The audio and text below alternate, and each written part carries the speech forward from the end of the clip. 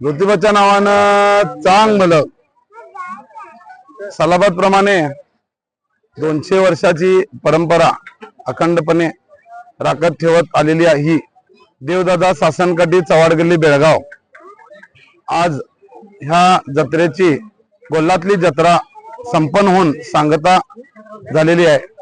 या निमित्तानं पाडव्याला ही सासन उभी केली जाते।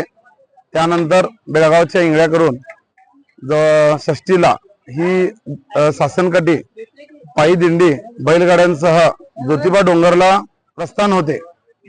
वाटेत निपाणी, कागल, कोल्हापूर, पंचगंगा नदी असं विविध स्थळी ती मुक्काम करत 4 दिवसाचा प्रवास करत कामदा एकादशीला दक्षिण दरवाजातनं गाईमुखावरती सजत दजत पुरा देवाचा लवाजमा